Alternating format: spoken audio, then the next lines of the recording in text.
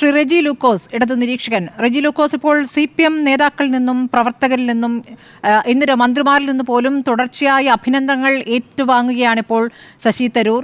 ഇന്നത്തെ പ്രതികരണം നോക്കൂ. ആദ്യത്തെ KPCC പുറത്തുവിട്ട ഫേസ്ബുക്ക് പോസ്റ്റ് പ്രിയപ്പെട്ടവരെ ഓർമ്മകൾക്ക് മുന്നിൽ പ്രണാമം എന്ന് പറഞ്ഞുകൊണ്ട് രാവിലെ ഷെയർ ചെയ്യുന്നു ശശി തരൂർ.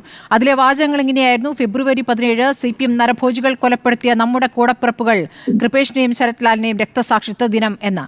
പിന്നീട് ആ പോസ്റ്റ് അദ്ദേഹം മാറ്റുന്നു. പകരം ശരത്ലാലിനെയും കൃപേഷിനെയും സ്മരണകൾക്ക് മുന്നിൽ പ്രണാമമർപ്പിക്കുന്നു. ജനാധിപത്യ രാഷ്ട്രീയത്തിൽ അഭിപ്രായ വ്യത്യാസങ്ങൾക്ക് അക്രമം ഒരിക്കലും പരിഹാരമല്ല എന്നത് ഈ തരുണത്തിൽ നാം ഓർക്കേണ്ടതാണ് എന്നൊരു ഉപദേശത്തോടുകൂടി ആ ഫോട്ടോ ഷെയർ ചെയ്യുന്നു. ഇങ്ങനെ പോസ്റ്റ് മാറ്റാൻ അദ്ദേഹത്തെ പ്രേരിപ്പിച്ചത് എന്താണ്? CPM അങ്ങനെ പൂർണ്ണമായി തെറ്റല്ല എന്നൊരു ബോധ്യത്തിലേക്ക് അദ്ദേഹം എത്തുകയാണോ? അങ്ങനെയെങ്കിൽ നിങ്ങളോട് അടുക്കുകയാണോ തരൂർ? അല്ല, നമ്മള് ശശിധരനെ വായിക്കുമ്പോൾ മനസ്സിലാക്കേണ്ട ഒന്നുകൂടെ വസ്തുതയുണ്ട്. ശശിധരൻ എന്ന് പറയുന്ന ഒരു ഇന്റർനാഷണൽ ഫിഗറിനേക്കാൾ ഉപരിയായിട്ട് ശശിധരൂരിന്റെ ഒരു മോഡൽ, അതായത് അദ്ദേഹത്തിന്റെ ഒരു ഔട്ട്ലുക്ക് ആധുനിക കേരളത്തിന്റെ രാഷ്ട്രീയത്തിന്റെ ഒരു പരിച്ഛേദമാണ് നമുക്ക് മനസ്സിലാക്കാൻ പറ്റും. നമ്മളെല്ലാം രാഷ്ട്രീയത്തിനോട് കാണരുത്. ഇപ്പൊ ഡെവലപ്മെന്റ്സിനെ സംബന്ധിച്ചോളം ആദ്യമായിട്ടല്ല കേരള സർക്കാരിനെ അദ്ദേഹം പാടിക്കൊടുത്തുന്നത്, അല്ലെങ്കിൽ അദ്ദേഹത്തെ പ്രശംസിക്കുന്നത്. അദ്ദേഹം കേരളയിലെ കുറിച്ച് ആദ്യം അദ്ദേഹം വളരെ പോസിറ്റീവായിട്ട് പറഞ്ഞു. അന്ന് ഈ പറഞ്ഞ VD സതീശനും രമേശ് ചെന്നിത്തലയും കെ സുധാകരനൊക്കെ ഭയങ്കരമായ രീതിയിൽ എതിർത്തുകൊണ്ട് നമ്മൾ അദ്ദേഹത്തെ കുറിച്ച് മയപ്പെടുത്തി.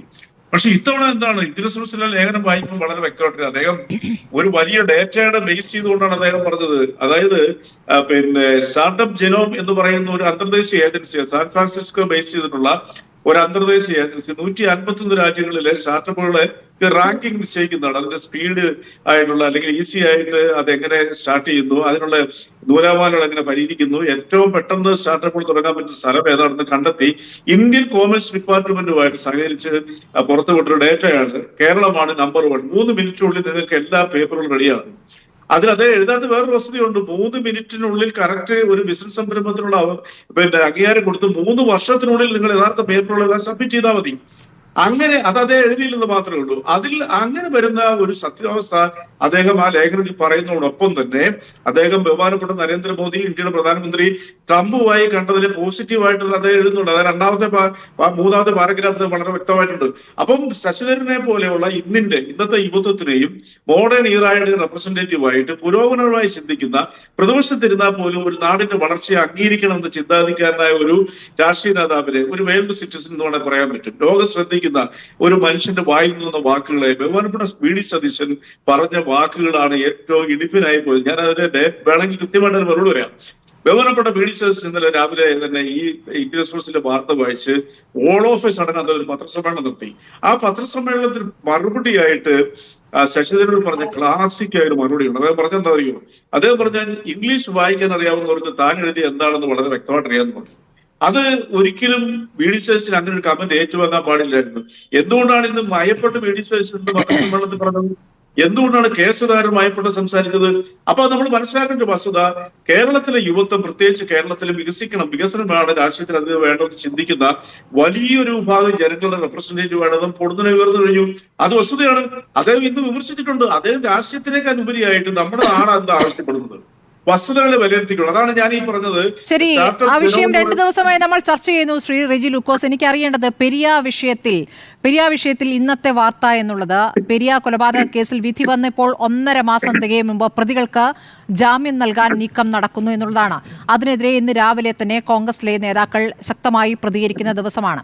ഇന്നിപ്പോൾ ഈ അനുസ്മരണ പരിപാടിയിൽ, ഇന്നിപ്പോൾ 5ാം വാർഷികമാണല്ലോ രണ്ടുപേരും കൊല്ലപ്പെട്ടിട്ട്, ആ പരിപാടിയിൽ സുധാകരൻ നടത്തിയ പ്രസംഗത്തിലെ ഒരു ഭാഗം നമുക്കൊന്ന് കേൾക്കാം.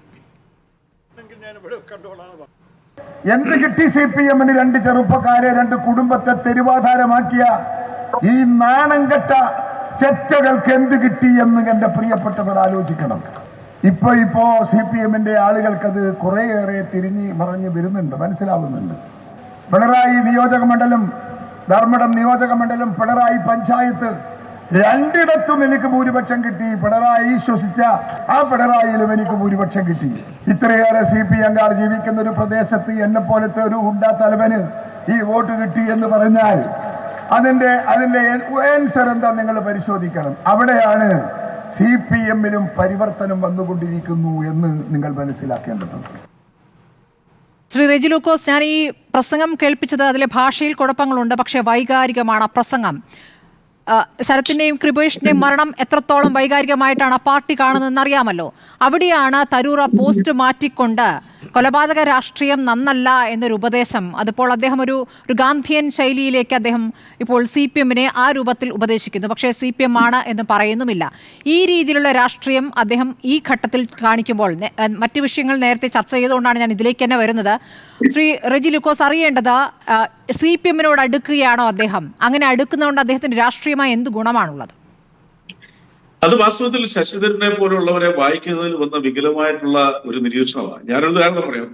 ഇന്നിപ്പോൾ കെ സുധാകരൻ പറഞ്ഞ വാക്കുകളൊന്നും നമുക്ക് ആവർത്തിക്കാൻ പറ്റത്തില്ല. ആലപ്പുഴ വെച്ച പ്രതിപക്ഷ നേതാവിന് അദ്ദേഹം ഓൺലൈനിൽ മാധ്യമങ്ങളോട് പറയാതെ പറഞ്ഞ വാക്കുകളൊക്കെ എന്താ നമുക്കറിയാം. അദ്ദേഹത്തിന് ആ സബ്സ്റ്റാൻഡേർഡ് ആയിട്ടുള്ള ഒരാളാണ് കേരളത്തിലെ KPCC പ്രസിഡന്റ് അറിയാം.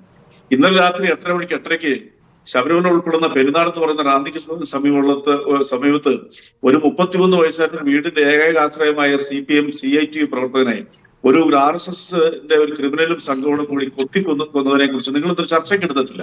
അപ്പൊ അതുകൊണ്ട് CPM-കാരൻ അവിടെ കൊല ചെയ്യപ്പെട്ടാലും ഒരു പ്രശ്നവുമില്ല. പേരിയയിൽ നടന്ന കൊലപാതകം എന്ന് പറയുന്നതിന്റെ വസ്തുതകളെ കുറിച്ച് പറയുവാണെങ്കിൽ 1 മിനിറ്റ് സമയം തരണം.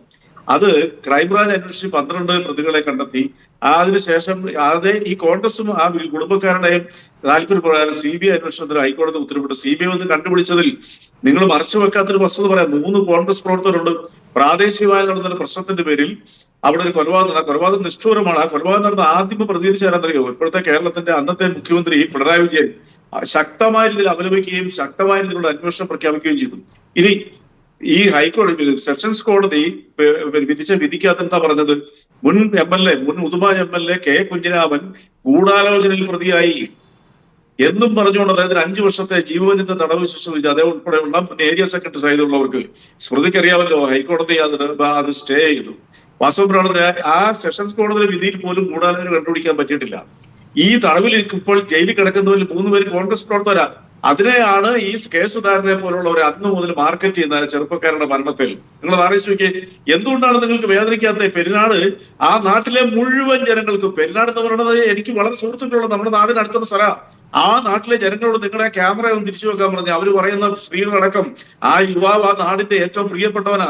അയാളെ നിഷ്ഠൂരമായി പരസ്പരം ആര് കൊല്ലപ്പെട്ടാലും അത് മോശം തന്നെയാണ്. ആ കൊല്ലപ്പെടൽ നടക്കുന്നത് ഇപ്പോൾ ആര് ഭരിക്കുമ്പോഴാണ്. അപ്പോൾ അത് ആ സർക്കാരിനെ സംബന്ധിച്ച് പോലീസിനെ സംബന്ധിച്ച് നോക്കേണ്ട ഒരു കാര്യം അല്ലേ?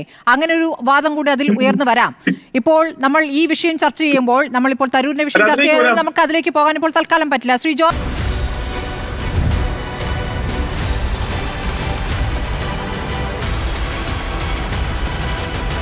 ഡിബേറ്റ് വിത്ത് സ്മൃതി പരുത്തിക്കാട്.